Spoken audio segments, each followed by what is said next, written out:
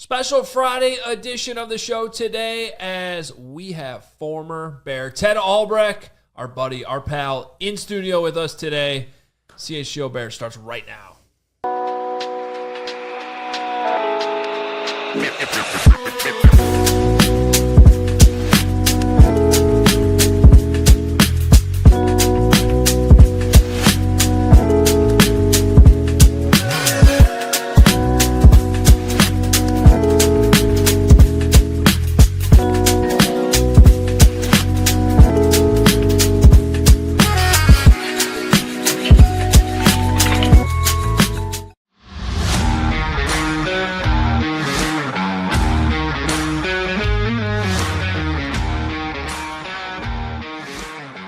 Welcome into the CHGO Bears Podcast. It is Friday, June 13th. Welcome into the show.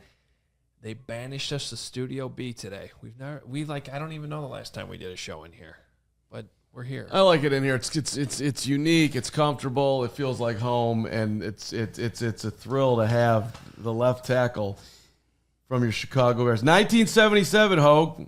I was 4 years old, baby, when they drafted this guy 15th overall, right out of Cal. How about that? I won't comment. Yeah, no, I know. You weren't Teddy, alive. welcome in. Ted Albrecht is with us today. Good friend of ours from all of our Northwestern time together. How you doing? I'm doing great. I've known both of you since you've been in sixth grade.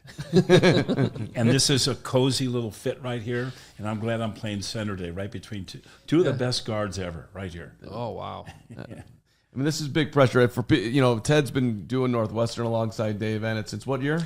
32 years. 32 years. And Hoge, you were the sideline reporter for how many? 6 years. For 6 years. Yeah. And then Hoge left. They gave me the gig for, they gave me a third of the gig for 1 year, 4 games. That was phenomenal. And then the next year, I went to Ireland. We beat Nebraska. I was on the sidelines. Then they fired me, reassigned me, and didn't win a game the rest of the year. So I left on. I mean, as you know, it was one of the worst decisions in Northwestern radio history. You're absolutely correct. But you wanted me close, you wanted me right behind you in the studio. You're there at halftime doing pre-post, halftime shows, everything. Yeah. And you guys get hungry. I bring stuff in, work with Adam Phillips, the whole thing. But that's not why we're here. Well, sometimes there's still some people inside the program that kept track of that 6-year run that I had there. You were crushing, were you not? 5 bowl games. 5 bowl games. Oh, yeah. Yeah. And I want to say they won 4 of those? It's also annoying, too, because, this dude grew up a Northwestern fan, Teddy, and then he went to Wisconsin and kind of ditched the Cats, and then he came back, and he didn't really deserve it, but then he got it, and listen, he still roots for Wisconsin when they play Northwestern. I know the inside. Terrible. His blood is red. It's not purple. Yeah, it is. It's unbelievable. I know that. It's true. At least I don't flip-flop like guys from Iowa sometimes. Then he's purple. Then he's... When Caitlin Clark's running around, I'm all Hawkeye. Come on. And it's well documented. I cried in '95 when Northwestern lost the Rose Bowl. That sucked. I've told that story. That sucked many times. That really sucked. I grew up a Northwestern fan. It's a great year though. All right, but let's get into it here. Yeah, welcome in. We got a fun show for you today, Friday edition, as we head into the weekend and into the off season. Of course, Greg is still on vacation for the foreseeable future. Stephen Nicholas producing. But we thought it would be a good opportunity to bring in our guy, Ted Albrecht. Been out to practice. Yeah, he's still very much a part of the Bears family. He's been out there. He's been watching some things. We're going to hit on some of your thoughts on what the Bears have done this offseason and then dive into some of your great stories as well, because I know you got a million of them. Bear History Friday, baby. Yeah. I got 8,000 questions. He was here Ditka's rookie year at the back end of his career. There's a lot to get to. But where do you want to start here? What are your first impressions of what you've observed this offseason about just what the Bears have done? There's been a lot of changes. There's a different vibe with the coaching staff, and hopefully they get Caleb pointing in the right direction. Well, yes, it is true. I was there on last Tuesday, a Bear Alumni Day. It was really great. The Bears take care of us like you will not believe 5 times a year. Alumni dinner, golf tournament, which is next Monday. Really outstanding. They've done just a tremendous job with the alumni. First and foremost, they went out and got a head coach. I think this is the first quality head coach we've had in a while. We've made some mistakes in some hires, in the last several years, but this guy is ready. Now, I need to make sure we understand something. He is no longer the offensive coordinator of the Detroit Lions, where he has one responsibility, the offense. Now he has to manage 3 responsibilities: special teams, offense, and defense, and he's got to manage the team. Therefore, a lot of extra responsibility. He's going to have to rely a lot on his special teams coach and his D coordinator and his offensive coordinator. Now, his offensive coordinator is much younger. He's going to do a lot of the dirty work, right? A lot of the cleanup. But he is going to have his head in that game plan. He can't drift over in the middle of the game and see how the defense is doing and get in their huddle. So that's a totally different change than just being the old coordinator up in Detroit Lions. Now he's got to run the whole show.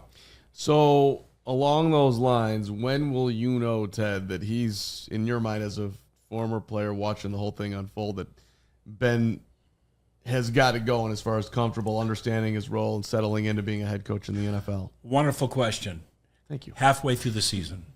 Yeah, okay. Halfway through the season.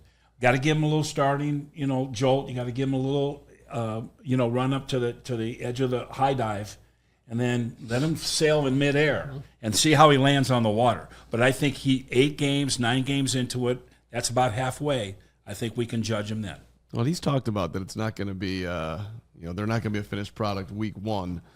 Well, what do you, as a left tackle, what do you think? I mean, how would you go about this, trying to figure out if you're Ben, who's going to play week 1 when you've got a guy in Braxton who's been there but is coming off an injury, and you're obviously paying attention to that. But then now you've got 2 guys, one a rookie that you like, and Ozzie Trapillo, but hasn't played, is not exclusively a left tackle. Some people think he's a right tackle, and then there's Carman, who you drafted in the 3rd round last year but hasn't played. So I met Ozzie up there at camp. He's a large human being. Yes, he is just under 6'9". He's just over like 315. Yes. He is a very big man. I wanted to personally meet him. I did. I shook his hand. It's on my tippy toes. Yeah. He's a giant. And I hope he has that same smile on his face that he cannot get off his face right now when the season's over. Like, I hope that doesn't go away. Well, we were stationed when we were at practice. We were stationed just above the north end zone, up on that deck up there. They call it the beer garden. Yeah. There was no beer up there, by the way. They let us up there one time. Okay, but there's no beer. Never welcome back. We did have a nice lunch. We were looking right down on the offensive line, and I'm watching all the linemen go through drills with their offensive line coach. They have 2 offensive line coach, and I'm watching the feet, and I'm watching how they work, and they're doing some hand reaction replacement on bags and stuff. I was very impressed with him. Good feet, good lateral movement. Never over. He's not a waist bender. He's a knee bender. A lot of fundamentally good things for a guy that's 6'9", almost 6'9". Sometimes you play high because you have to, because you're so tall. I think right now he's in a great position because these other guys haven't played and they're hurt. So he gets a lot of PT, gets a lot of practice time, and the more you practice, the better you get. So I think right now he's probably on paper your starting left tackle until these other guys come around and get healthy. I mean, that's why you drafted him. He's like the 2nd pick in the 2nd round. I mean. Yeah. No. Well, it's like the floor seems like you're our swing tackle, and he, ceiling is he's actually going to start his rookie year. Well, and I think what Ted's getting at, that we all, I don't know if politics is the right word, but as much as like preferences and flavors, but everybody in the league has their flavors of players. It's why all these players get evaluated differently by different teams. So you have the guys that like your front office scouted and drafted and fell in love with, and then on the next layer of that, you have the players from this year who were scouted and drafted also by this coaching staff. And we keep talking about the types of defensive players that Dennis Allen wants and the offensive players that Ben Johnson wants. So I feel like that's one of the edges Ozzie Trapillo has in this battle is, yes, all 3 players involved, Braxton Jones, Karan Amagaji, and Ozzie Trapillo were drafted by Ryan Poles. But only Ozzie Trapillo was drafted by Ben Johnson. So that, like, if he does all his homework and understands the game and understands the offense, I feel like that makes him the early favorite for the job. Well, he's got to earn it first. He's got an opening. He's got an opportunity. Guys aren't really healthy and ready at that position. He can get right in, and he is getting practice time. But I really think I need to look at the bigger picture from 32,000 feet and that is the offensive line. And I think the trigger to this offensive line was free agency. We had to go in and get ourselves a center and 2 guards, because a center is only good as his 2 guards. A center can be a Hall of Famer. He's playing with 2 junior leaguers. He's going to look like crapola. And we got ourselves a center, got him from Atlanta, 5-year vet, really like him. And then we went out and got the kid from Kansas City who has 3 Super Bowl rings, okay? Yeah. 3 Super Bowl rings, played for Belichick in New England, and, of course, Kansas City, where he was a starter. Tooney is the real deal, like him. And then, of course, they got the big kid from, used to be at Detroit for 2 years, then went to the Rams, and now Jackson, Jonah Jackson. Yeah. So that is the solidification that you now have in your offensive line. You can build out from there. So we had Javon Dexter on the show yesterday. And should I know him? I don't know new guys. No, Javon Dexter, the defensive tackle on defense. You know, okay. You know Big Dex, 99. Okay. Yeah. So what I was going to say was, so he's been lining up in practice against those guys every day. Now, they don't have the pads on yet, but I asked him, I'm like, what have you been able to tell already from the 3 new guys that are on that O-line? And he was like, well, look, obviously they're all veterans, but they came in from 3 different places.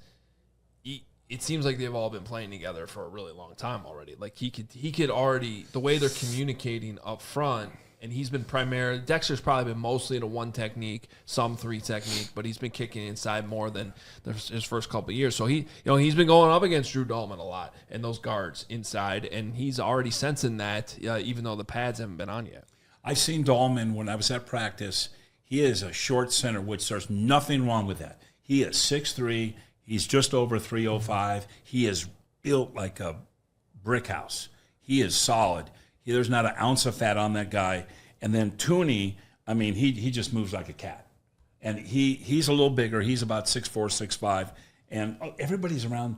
None of these offensive linemen are like 350 or 325. They're all just around or over 300. That means they're quick.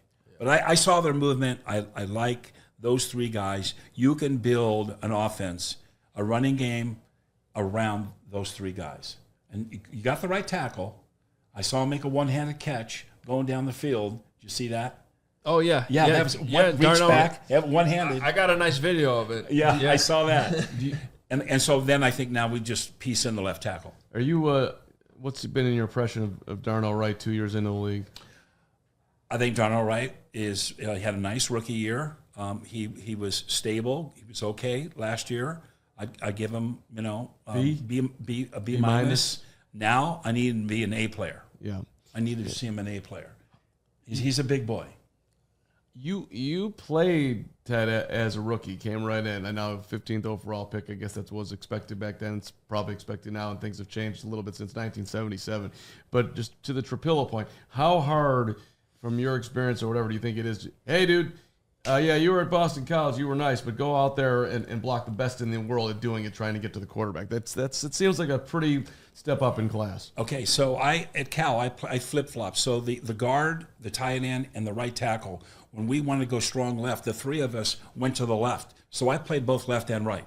And we played 60% right-handed and 40% left-handed. So I got 40% of my time at left tackle. So I was drafted as a guard by the Bears.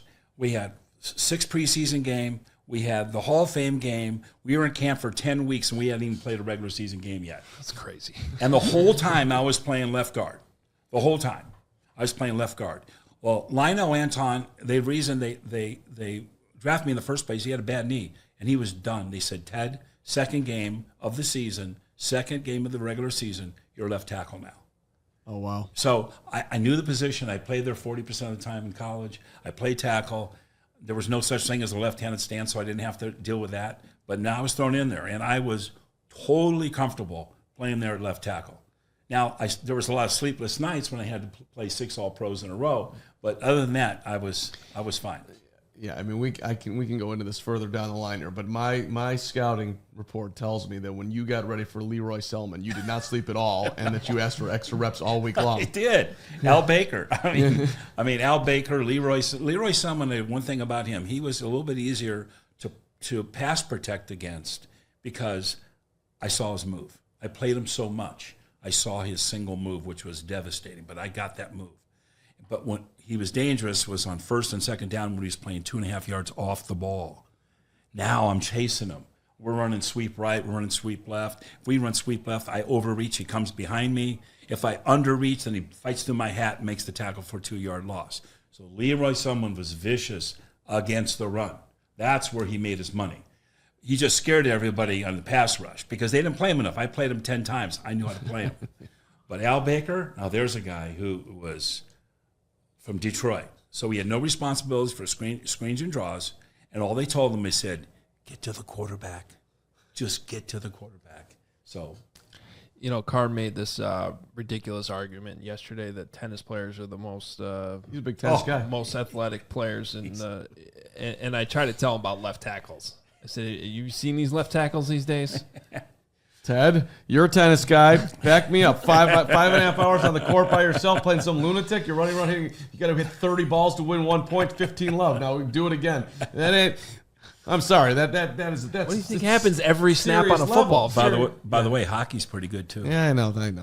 I mean, I wish I was. You know, Lee Steinberg. I was his sixth client. I didn't know you were one of Lee's clients. Yeah, sixth client, and Steve Warkowski was his first. And when I signed my contract with the Bears, he goes, "You were born the right year." Now I'm saying, no, I wasn't. Yeah, no, you weren't. But maybe at the time you were. But now, now Lee Steinberg has Patrick Mahomes. He has 15 starting NFL quarterbacks. He's back at it again. He's totally back. Yeah, he's back. Mahomes was like one of his first guys back in the game, and now. What was your first contract? How much did you make? Do you remember? My whole contract was $405,000. My signing bonus was $95,000. You had 4 or 5 for the 5 years? I had a 5-year contract for $405,000, and my signing bonus was $95,000. Lenny Walterscheid made the minimum, which was $23,500. $23,500. 80 G a year. NFL left tackle. You were not born at the right time. Still a good chunk of change back then. You probably felt like you were rich as hell. Oh, gosh, yes. Yeah. All right, we got more coming up with Ted Albrecht. We're going to obviously talk about the quarterback situation. We got plenty more stories coming your way as well. But first, Sunnyside Cannabis Dispensary is your home for judgment-free cannabis shop. It's a place where all kinds of visitors welcome to explore, discover, purchase a wide array of high-quality products. Sunnyside is everything you need to elevate your summer. It's a one-stop shop for all your cannabis needs. And Sunnyside is Illinois' favorite dispensary with locations all over Wrigleyville, River North, out to the burbs. You can go to Champaign. You can go to South Beloit. You can go everywhere. Sunnyside has you covered. And if you're just starting out, they have experts that'll help you in the store. And if you're a pro, they got you covered with over 100 strains on the menu. Visit sunnyside.shop for bright buys every day, including 50% off your first 3 online purchases. Enter promo code HICHGO at checkout to qualify. Exclusions apply. Sunnyside Cannabis Dispensary, bright buys every day, only for 21 plus or Illinois medical card holders. And for existing users, use promo code CHGO50 for 50% off one Cresco Labs brand item. Shout out to our friends at True Fan Travel. We are indeed headed to Las Vegas via our friends at True Fan Travel. We're going to be taking over all of Vegas. Hoge's going to completely dominate. It's going to be an epic weekend. You're invited. And yes, it is when the Bears are playing the Raiders. September 25th weekend. It's an all-inclusive trip. It includes a 3-night stay at a premium Vegas resort. It's going to be sweet. You're going to get tickets to the game. You're going to get access to our VIP parties. And, yeah, we're going to make some unforgettable events. All of us are going to be having a great time. Myself, Hoge, Braggs. Awesome stadium. The weather's going to be amazing because it's still September. It's going to be a lot of fun. Yeah, don't... going to Vegas is sweet, but don't gamble on missing the ultimate experience. Book your spot now at truefantravel.com. Come to Vegas. All right, bringing it back here with Teddy. Caleb Williams, what are your thoughts? First year, where it stands now with Ben Johnson? Well, he's got the right coach. I like Ben Johnson. I think that he's done very well with that position. He's very savvy. I think he's everything that I've heard him say on and off the field has been really, really good. Now, Caleb, I think, his junior year at USC, he ran around and threw for like 40 touchdowns and 3 interceptions. He had a great line. He had a great running back, and he had a bunch of great wide receivers. That's why he won the Heisman. And when he came here, he had none of that. Mm-hmm. I got in a discussion with Coach Fitz. We recently went to a Cub game together along with my partner Dave and another guy. And on the way home, we got in this little discussion about Caleb. And he belongs to this little private group of, they call them 30 and 13. 30 former general managers and 13 former coaches. And they asked him if he'd like to join the club, and they do everything on Zoom. He said, so I watched every single snap of Caleb Williams his rookie year for the Bears. Because why? I had time and I had access. Okay. So he has really kind of the same belief and comment that this guy does, because I know he's not a big Caleb fan. No. He's not in his camp. How is this moving around the way it's moving around? No, It's 2 guests in 2 days, buddy. It's okay. I'm apparently going to have to wear this hat. Go ahead. But me and Fitz. This Fitz said that he held on the ball too long. Right. He didn't go through his progressions. Correct. He didn't go through his reads. Right. He had a tendency to maybe move out of the pocket quicker than he should. Right. So he wasn't staying in the pocket like he should. Mm-hmm. Now, my comeback to him was, listen, if you walk out of your apartment and turn right and go down the sidewalk and a guy hits you with a broom in the back of your head, the next day when you come down and turn right on the sidewalk, what are you doing? You're looking for that broom. So when you're hit, when you're pressured 96 times and sacked 68 times, you're looking for the broom. You're not looking for what you're supposed to all the time downfield. So I think it's a combination. Okay, of him having his head on a swivel when he should have been directed a little bit more on his reads. I don't think he had the running game. I don't think he had the offensive line. I think he went through, 3 offensive coordinators in his rookie year and a head coach that was fired. And I think, when they were 4-2, I think that new offensive coordinator was doing the job for him. And then all of a sudden it just fell apart from there.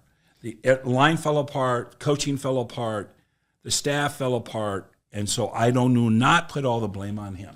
That's my initial reaction. No, and honestly, my takeaway from all that is all of those criticisms from Coach Fitz are fair based on what the tape shows. Says. I mean, it's all on tape, but then there's also what you're saying is completely fair too, because it was, you could look at it the other way and be like, it's kind of amazing he did what he did and put up the numbers he did under the circumstances he was under.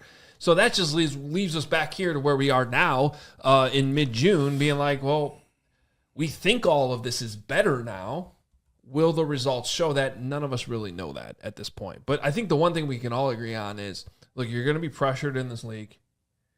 You got to find some way to not take as many of those sacks, because that's where the line gets blurred between are sacks the offensive line's fault or the quarterback's fault.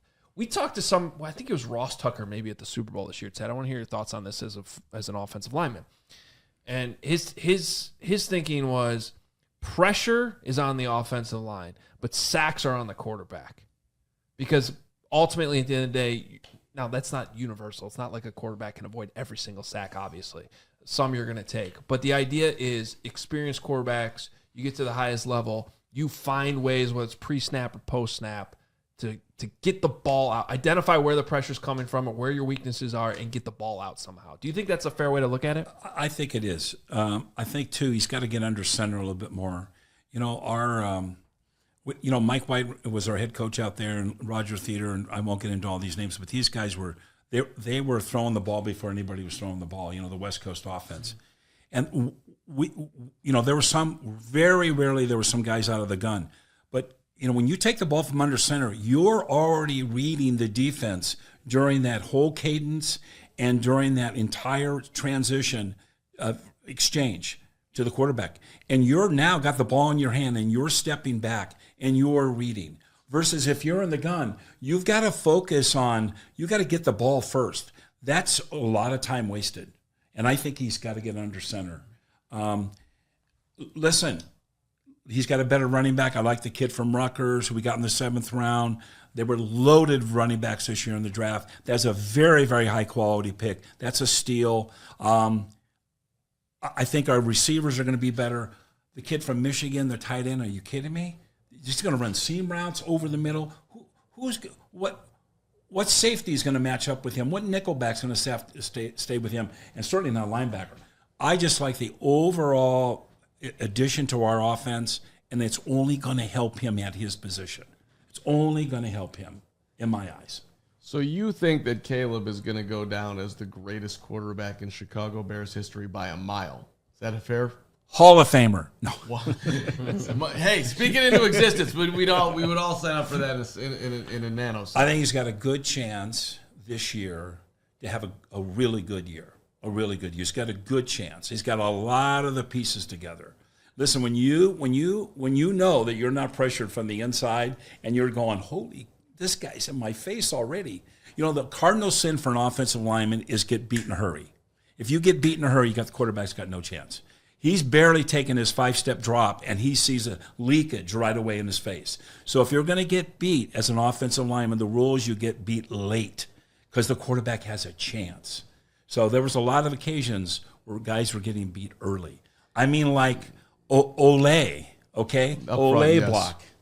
Yeah, no, it was the center position has been an issue. That's well documented. So I think we're all really happy Drew Dahlman's here to bring some stability to that spot. Yeah, I mean, the Bears have raised the floor significantly. I heard an interview from both Tooney and him from Atlanta, Dahlman. Mm-hmm. They sound so mature, so veteran-like, so on their game, such good teammates, such good locker room guys. That is a huge upgrade right there. How important is it in an offensive line room to have a vocal leader that just sort of directs the whole deal? Because the Bears have been searching for that for a while, and I thought that maybe Drew Dahlman would be that, but he doesn't reek of being like a vocal guy. Neither does Tooney, for that matter. I think they're going to be quiet leaders. I think they're just with their presence and with their play, they're going to let their play do the talking. And I think the respect that they're going to have on that line, those 3 guys, I don't think there's any question they're going to get everybody's respect in the offensive room, not just the offensive line. You mentioned a couple minutes ago that you like Kyle Monangai, who they got from Rutgers in the 7th. Saw him play a bunch. Yeah, I was going to say, like, he did. I think Northwestern opened there 2 years ago. Yes, we did. Is that right? Yes, we don't have to talk about the results of the game, but but do you remember seeing Monangai in that game? Yeah, he that year, which was not this last year, the year before, he ran for over 1,200 yards, and he had a bunch of touchdowns, and their offense was really good. Really good. And, you know, I've heard things about, well, he was the only thing that their offense had. Doesn't make any difference. He did everything well. Caught the ball in the backfield and ran between the tackles. I think it's a steal. Really like him. So let's just use that as a jumping off point running back wise, because I think, if memory serves, you blocked for the greatest to ever do it in good old number 34. Who was drafted 2 years ahead of you. So you get to the Bears. Here's this guy, Walter Payton. Your job, in addition to making Bob Avellini somehow look good, R.I.P. Bob Avellini in the quarterback situation. But, like, what was your first moments with Walter? What do you remember when you first got there? And I've talked to different guys, Hamp and whatnot. It's like he was like Hollywood. Like, it was a different level when you're just having that guy in your locker room.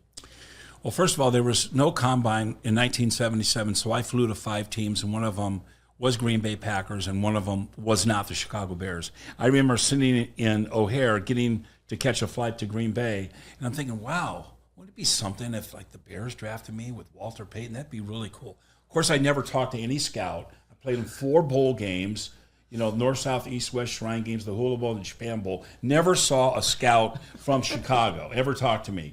And then the phone rings when I'm at the Berkeley Marina Marriott, and Lee Steinberg says, "It's the Bears." And I said, "Walter Payton, are you kidding me?" So I blocked for 2 of the greatest running backs of all time, Chuck Muncie and Walter Payton. Well, Chuck Muncie getting a mention. Great. That's awesome. Yeah, the Chaz. What was that like for you? Because you were born here, but born in Harvey, but you were raised in California. Yeah. So I mean, was it obviously the Walter Payton excitement is one thing, but did it feel also like some sort of homecoming getting drafted by the Bears? Well, it felt for my parents because, my dad went to the Illini, and I left when I was 3. We already had 4 of us and 2 more born out there, so a total of 6. So I heard a lot about the Chicago Bears, from my dad. And by the way, there was blackouts then. So you didn't see the home games of the Raiders and the Niners. So we watched the black and blue division every single week they were on.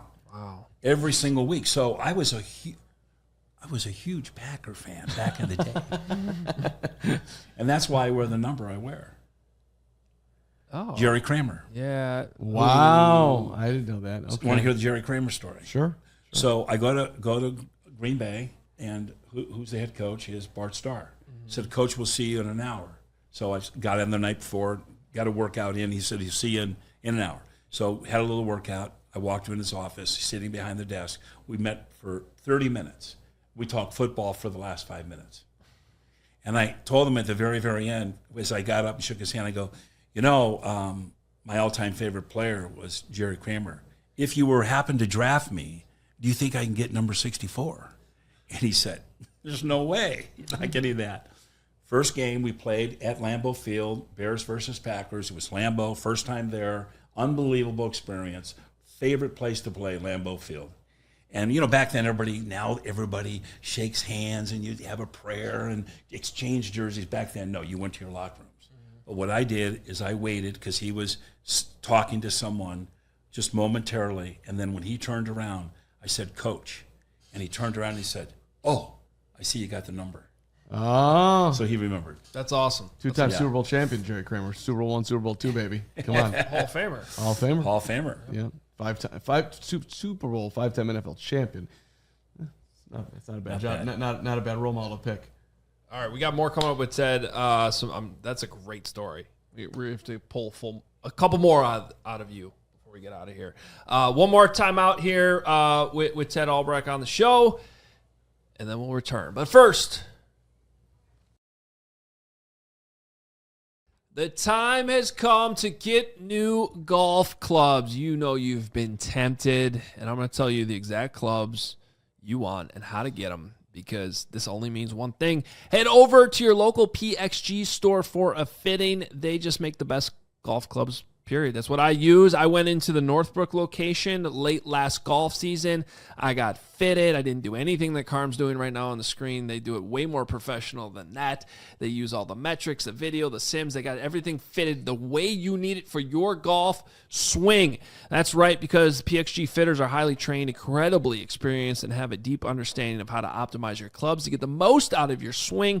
So schedule your fitting today, and for a limited time, you could save up to 20% off your entire order. Head over to pxg.com/CHGO. That's pxg.com/CHGO to save up to 20% off your entire order. pxg.com/CHGO. Restrictions apply. See site for details. Take those clubs with you up to Potawatomi Casino, going up to Milwaukee, the Potawatomi Casino Hotel Milwaukee. Everything you need in one spot. We're talking about thousands of the latest slots, the table games.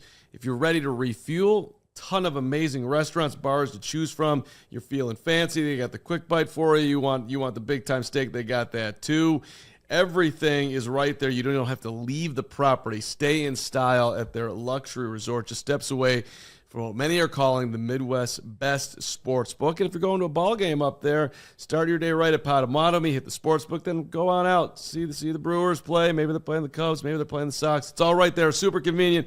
Milwaukee's got a full summer lineup too, concerts, festivals, sports, you name it, it's going on. Potawatomi, the perfect home base for all of it. Potawatomi Casino Hotel Milwaukee. Your win is waiting. Go check it out.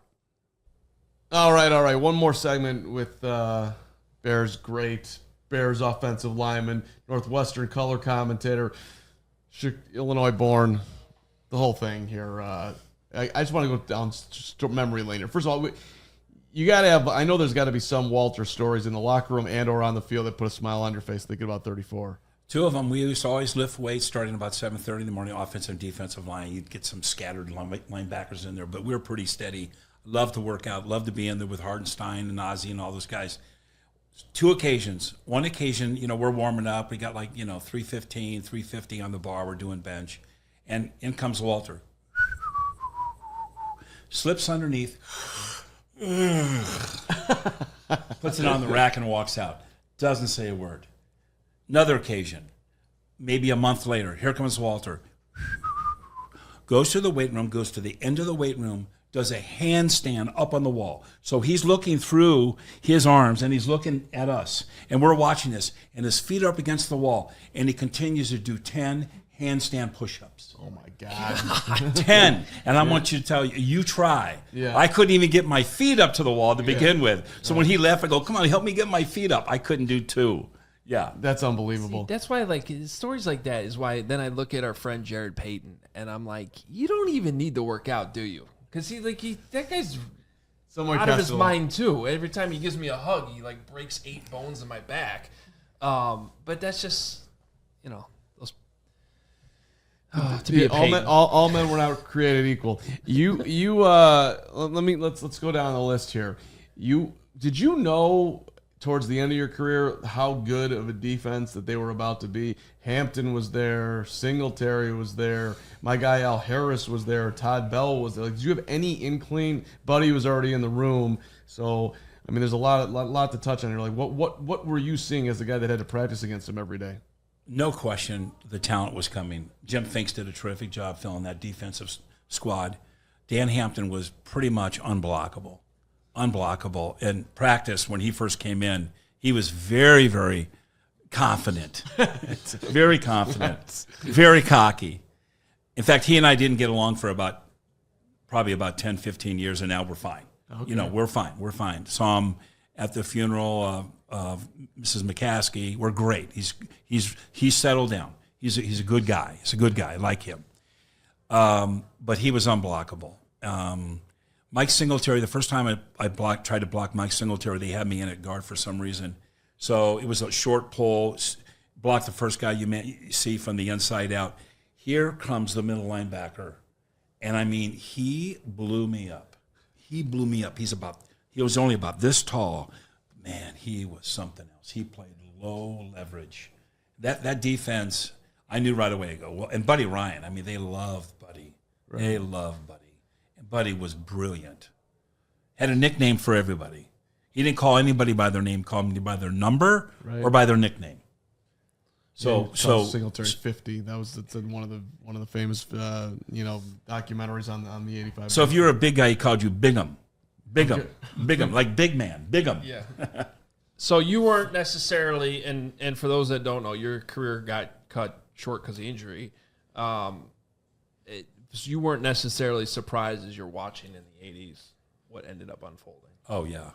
So I was doing post-game for WBBM at the time.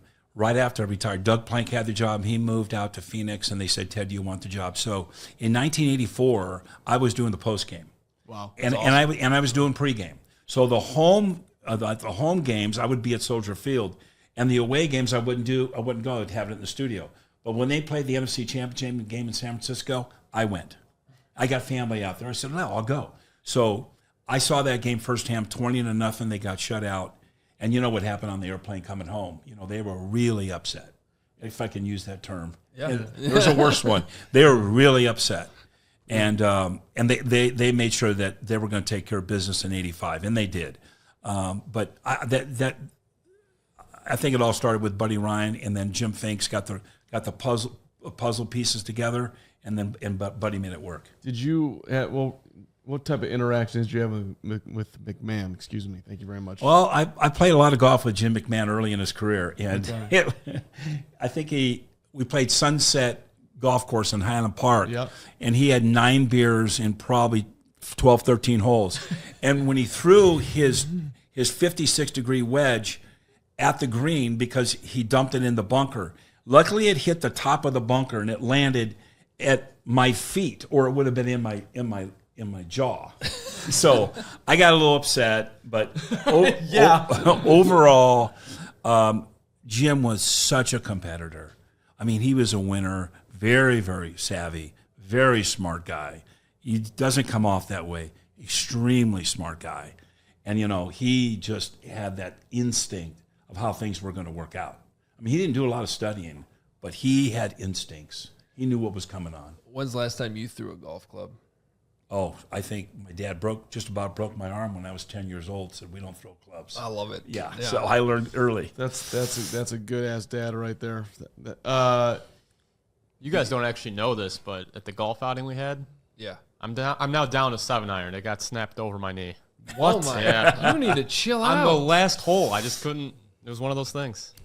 Look, that's Stephen. We'll talk after the show. I've got multiple therapists that I can refer to you in my journey. You got an Otis Wilson story? He was also there, or Fensick, one of those two. Otis Wilson. I can't tell that story. You can't. He talked in a documentary that he had one woman showing up at 8, and then another one at 9, and then another one at 10. God bless him. The man was living the dream. He put that out there himself. Guy was living the life. I missed that. Yeah. Yeah. You don't have to go down that road. Maybe there's another road. Well, Gary Fensick. Okay, there we go. The Yale guy. Let's clean it up. Great player, super smart. I remember coming home on away trips, and he's on the airplane, studying to get his master's. I mean, who does that?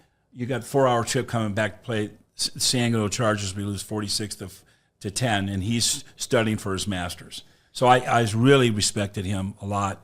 I saw him at Virginia McCaskey's funeral. It's good to see all those guys. It was the who's who of the Bears. Really great. Hampt, McMichael, all the coaches were in front of me, and I sit next to Waddle, and I said, "Oh wow, isn't that the owner of the Kansas City Chiefs?" And he goes, "Yeah, it is." And I said, "Wow, it's too bad he had to go to 2 funerals in 1 week." Woof. He goes, "Good one."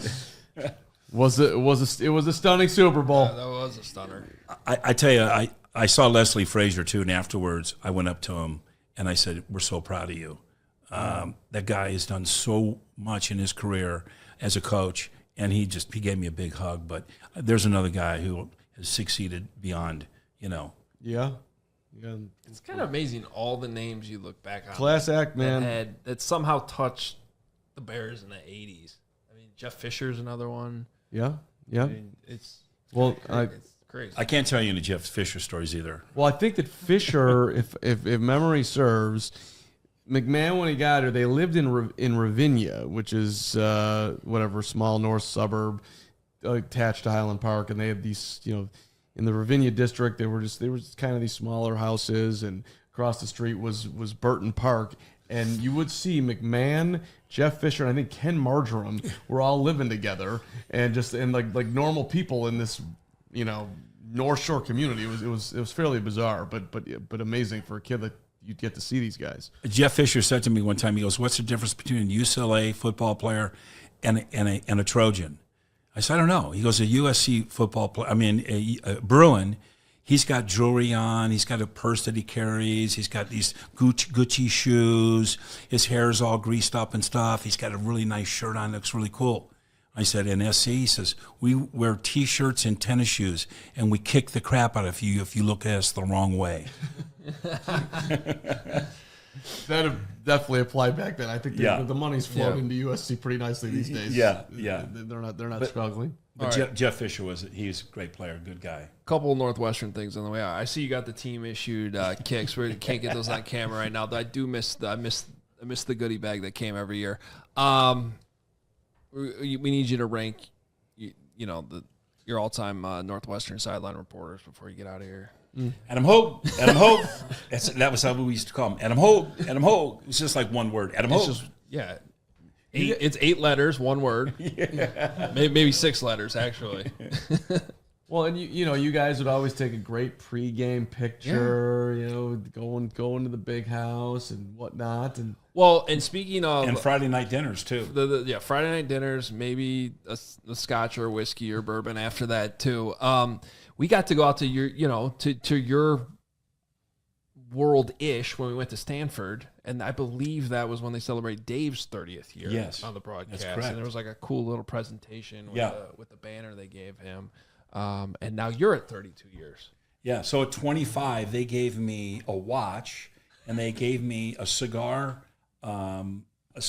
box with glass engraved 25 years, and they gave me 25 really quality cigars. So that was good. So I got compensated. I will say this, like of all the jobs I've had and places I've been, like Northwestern, first class in terms of treating you like treating my family like family, not just me, like my wife, my kids, like it was good. Yeah. Well, and shout out to your partner Dave Ennett, who we had a lot of great. He's probably gonna be mad he wasn't invited to this. He might be, but he couldn't fit in here. We got a tight studio today. But look, we've had some amazing play-by-play talent in this town. Jim Durham is my personal all-time favorite growing up listening to Bulls basketball. R.I.P. JD, the guy was the greatest. Wayne Larrabee, Joniak has had an incredibly long run, and I could keep going and going and going as far as just radio play-by-play guys. But Dave doesn't get necessarily the credit in Chicago that he deserves. But I would put Dave up there, and I've told him this a million times, as good as anyone who's ever done it on the mic, radio, play-by-play wise. You get to work with him every day. But pro and a half, and Northwestern's never going to be as big as the Bears or even close to it. But so he doesn't get the acclaim that he deserves. But you've really gotten to work with one of the greatest. Every year, the Big Ten radio guys get together and we play golf and have dinner. And this year was in Chicago. Dave and I kind of hosted. And we had all the guys out to my pit, which is my man cave. I call it the pit, which is my garage. I haven't had a car in there in 10 years. But I do have flat screens, a bar, and lounge seating and stuff. It's fantastic. I've been there. Yeah. It's gotten even better. But we had Masters Friday at the pit. There you go. Mm-hmm. And we had everybody in there for the party. We didn't go to a restaurant. We had Chicago-style pizza, Lou Melinati's, in the pit with scotch and beer. I got a refrigerator full of beer. We had a great time, but all the radio guys in the Big Ten love and adore Dave Ennett, as I do. He's who's harder on you, Dave Ennett or Jeff Joniak? Joniak's more direct. Dave gives me more looks sideways, like, okay. Maybe perhaps do that better next time. You should see the banter between him and Joniak in the media room. Even when he comes out there, I think to compliment you, it's like it still feels like he's taking a dig at you. Listen, these guys, they're type A dudes. They got standards. Get in, get out. I don't know what his general looks are when I do my pregame pieces because a lot of times I'm in the studio or whatever. But occasionally he likes what I do, right? Dave appreciates once in a blue moon. Go ahead. What were we going to see? I was going to wrap up here soon. Okay, we got to get to our last break. Okay, all right. Well, Ted, why don't we put you on the spot then? How many wins Chicago Bears 2025? Well, they say 8.5 is the over and under. That's what they're saying. Yeah. They say Detroit and Minnesota are going to come down to about 10. So there you go. We need to be somewhere between 11 and 9 wins if we want to be. I don't think it's going to be very difficult for us to get to the playoffs this year. Okay. I'm not sure we're going to get there. Yeah, the division's really tough. I think there's a way. Exactly. And the Packers are still good. So divisions type might be the best division in football, maybe besides the AFC West. So, hey, man, let's cross our fingers. Are you picking the Packers to win the North? No, I just said they're also okay. Yeah. Some people are picking the Packers. How about 9 wins, but 2 of them against Green Bay? You taking that? This guy swept the Packers before. We beat the Packers last game of the year last year, so I hope so. Bears are 1-0 in 2025. People forget that. Yeah, that's right. January 3rd, was it, or January? Yeah, something like that. It crossed over into this year. All right. My last nugget that you were a phenomenal tackle, had a great career, but if they had just stuck you at guard, some of your teammates think you would have been a multi-time Pro Bowler year after year after year. Any response to that? As the Bears consider where to put people? Oh, maybe a Karan Amagadji situation here. Well, I hurt my back my rookie year, and that kind of that lingered for 5 years. That put me out of the game finally. But I hurt my back my 3rd year, regular season game, my first year of my career. And slowly but surely, it just depleted me to where I can't do it anymore. Yeah. So I'm happy. I started 78 games. Carman hasn't played tennis in 4 months because he's his ankle. You deserve some at least 3 massages a week. I hope you're getting it. We got to keep you going. Get you to the pit, to the golf course, back to the pit. 3 massages a week. If I can contribute anyway, just because you came here today, Ted, I'm happy to do it. But we really appreciate the time. Great to be here. Truly love this man. Yeah, one of the best. Ted Albrecht here. We got a little bit more coming up on the show. But first, Ray Chevrolet in Fox Lake kicking off summer savings all month long. Come in today, shop that summer sales event, drive home with $10,000 off MSRP on the new Chevy models. Check out their selection, 125 vehicles, all priced under $20,000. This is one of the largest Chevy inventories in all of Chicagoland. You are going to find the perfect vehicle for you. Plus, you get Ray's price promise. They let you shop confidently. The price you see, price you pay. No add-ons ever. Go see for yourself. Visit our partner. Convenient location right on Route 12 in Fox Lake. The Metro drops you off right there. You don't even need a car to get up there. Shop Ray Chevrolet in Fox Lake or raychevrolet.com. They've been serving the community since 1963. Together, let's drive. Don't miss out on their summer sales event. And, if you're buying a car, you're going to be dealing with a car payment. That's just going to be another thing you gotta juggle with your finances, and things get confusing. And that's why I use Monarch Money. I got the app right here on my phone. I'll get alert that something needs to be categorized the right way. I'll know exactly how much I'm spending on my car payments, how much I'm spending on golf every month, how much I'm spending on coffee, which I realized I got to reel that back in a little bit because of Monarch Money told me that's too much. And really, that's how everything works on Monarch Money. It's a simple app. You can start managing your finances to build the life you actually want because Monarch makes managing money simple, even for busy lives. It's a finance tool that people actually love. That's why it was named the Wall Street Journal's best budgeting app of 2025. So get control of your overall finances with Monarch Money. Use code CHGO at monarchmoney.com in your browser for half off your first year. That's 50% off your first year at monarchmoney.com with code CHGO. Well, Carman, it was a bad job by us because I just realized, I don't know if it was on camera during that whole interview with Ted, but there's an Illinois That's terrible. helmet, and Just get the purple up here. behind it was the Northwestern helmet, which we should have just had sitting here the entire time. Why's the tag still on this? What are we doing here? Could be returnable. I respect it.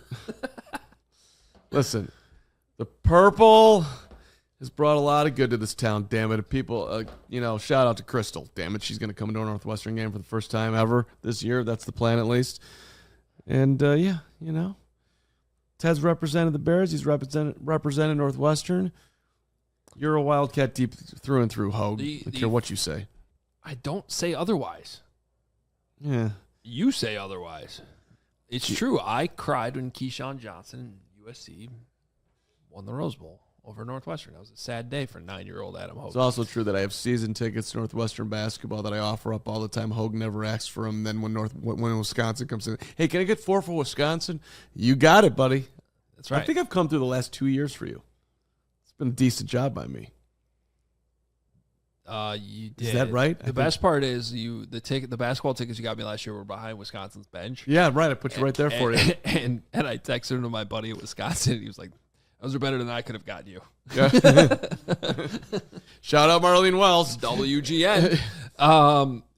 But the first game I did, sidelines, they're playing Stanford. It was in Evanston, though.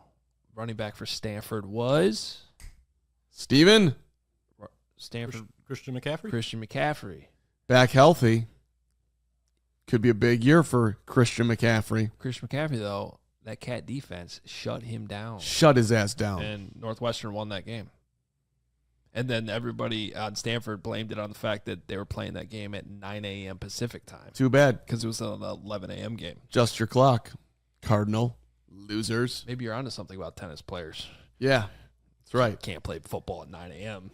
It's another thing about go play in Australia, then go over to London, and then go to France, then play in America, and then go to China, and then go to Japan. I mean, Okay. Degree of difficulty. That sounds awesome, by the way. I would love to do all that. Does sound amazing. oh, you got 4 big tournaments a year, and they're in Australia and France and London and New York City. Yeah, those are the big 4. But they're most players, they play all the tournaments and it never stops. So it's actually a really long season. But why don't you? That was 10 years ago. Yeah. Well, I'm talking. He's looking up Northwestern, ladies and gentlemen. Big 13-7 win at Camp Randall that year. I love our Friday crowd. Absolutely love you. Thank you so much. Hit that like button. Hit the subscribe button. CHGO Bears Monday through Friday at noon. Well, here, I'll bring this back to Bears. Okay. The Bears and Northwestern both played at Outback Stadium. Wait, what is this? Is it called Outback Stadium? I've actually the Outback Bowl? The Raymond James Stadium or whatever the hell it's called. Tampa. Now. Yeah, Tampa. But the Bears played there on Sunday. Cats were there on Monday? Got smoked by the by the Bucks, I think. A lot of bad memories going to Bears games there. And then I just stayed because the Cats were flying in, I think the same day for the Outback Bowl, and they got smoked by Tennessee, 45-6. It's not great.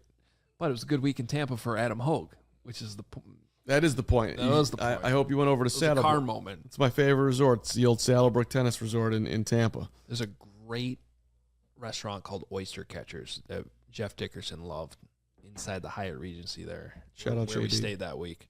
And if next time I go back to Tampa, that's where I'm eating dinner.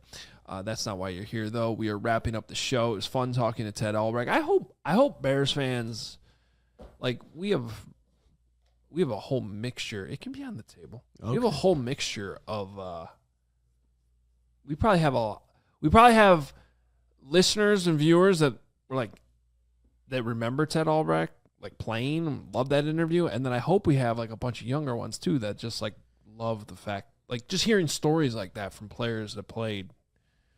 I mean, obviously before my time too. I was not born when Ted Albrecht was playing left tackle for the Chicago Bears. I love the Walter Payton handstand story, and shout out to my guy Al Harris who competed against Ted and was saying super nice things to me via text, and that's where I got the guard information, just that he was an unbelievable guard. And he was like, nah, I was done anyway. Yeah, no, I got hurt. I would have been a great tackle too, Carm, if I hadn't got hurt. Yeah, he's like, why are you trying to kick me inside? Well, it's the way it is, Teddy. I'm kicking you inside this late. I'm trying to underline the fact that the Bears didn't know what they were doing, and seemed like they kind of did back then. Did they? They won a Super Bowl. Yes, they did. Jim Finks knew what he was doing. I'll say that. And Mike Ditka was on. You know what we left on the table was George Hallis, but that's okay. And every time I talk to an old Bear, if I'm doing math correctly, and wouldn't Jimbo Covert would he took over for Ted? That is Covert was 83. So there's a 1 year gap. Yeah, I mean Ted's last year was 81. So right now, off the top of your head, who was left tackle in 82? No idea. Noah Jackson, did he slide over? I have to look it up. Fake Bears fan. I like the 82 Bears. That was a strike year, man. See, then it didn't even matter. Yeah, and I don't sleep on early Carm 1982 Chicago Bears. All right, before we got out of here, there was one piece of news this week that actually had to do with the Green Bay Packers that we thought would be a fun way to just end the week. But Bo Melton, Packers wide receiver, at minicamp this week was being deployed as a cornerback, right? I remember covering a Bears practice, I think when Trestman was the coach, and all of a sudden Devin Hester was out there doing cornerback drills. I still have a video on my phone, honestly, of that. All of a sudden I'm taking like pre-practice videos. I'm like, 23's playing corner. And it's like one of those things, are they screwing around or is this real? But apparently the Packers are looking at Bo Melton on the defensive side. Okay. Our producer, Steven, smartest guy ever, was like, good topic. Which Bears players would you want to experiment at a different position? Well, I don't know if we have to say definitely flipping sides of the ball, but I mean, Darnell Wright's obviously playing wide receiver this year, so there's that one. Here's a guy, and I don't mean this to sound. Here's a guy. slightly aggressive. Tremaine Edmonds. He looks the part. He is still in his prime. I'm wondering if the Bears are ever going to get completely paid off on the investment they put him at linebacker. Ben Johnson likes to run 2 tight end sets. Joel Wilson's playing incredible. I'm sure Colson's going to get healthy and Cole's there. But I wouldn't mind a Tremaine Edmonds flipping around and see if he can get open. Big, tall target. Move in space. He's got the size. I don't know about the hands are... the route running ability. No, the hands are fine. Think he's got good hands? He picked off Caleb. That's true. Like a practice couple weeks ago. He's got interceptions. Hands I'm not worried about. I should have... That's actually a great point. When he got thrown the football directly by Caleb, who fired it right to him, he caught it. So that could be... Maybe that's why that's in your head. Yeah, it could be that. Great hands. Tremaine Edmonds. Steven, you got one? I got a few, actually. Okay. How about, this one gets brought up a lot. Ruben Hippolyte playing safety with the speed that he has. Okay. Big hitter, could play downfield. Yeah. Carman thinks he's too small for linebacker. I disagree. Might as well move him to safety right now. Go ahead. This one's kind of feasible, actually. Let's say something happens to Cairo Santos, gets injured in the game. Torrey Taylor kicking. No, hey, you spent a 4th-round pick on him. We might as well be able to kick field goals, too. I'd like to see it. Well, we know he can kick off. Yeah. They have the kicker from Michigan State in there, though, and he's actually looked pretty good, by the way. Yeah, I still don't understand. You're telling me that your job is to punt, you can't kick field goals? How hard is it? That's all you do. Use that foot. Come on. You can boot it in the air. You can boot it on the ground. Let's get that guy. Completely different skill, but save a roster spot. I'm not going to push back on you too much on that, but it's a completely different skill. I get it. Come on. He could do it. I like that one. What else? How about this one? This one actually looks like it could happen to me. Andrew Billings, put him at offensive tackle. No one's going to question his anchor. Tackle? Yes, tackle. He's too tall. He's got a great anchor. He's too tall to be a guard. Billings? Yeah. Isn't he 6 foot? Is he really only 6? He looks huge. No, he's not much more than 6 feet. Yeah, I don't think you could play. I'm not even sure he's tall enough to play. He's 6'1", okay. 6'1", yeah. He's got a guard body all the way. All right, I take it back. Guard. What about Zay Frazier? Looks like a wide receiver. I actually was thinking that, and his ball skills and his interceptions tell you he can catch the ball too. Yeah.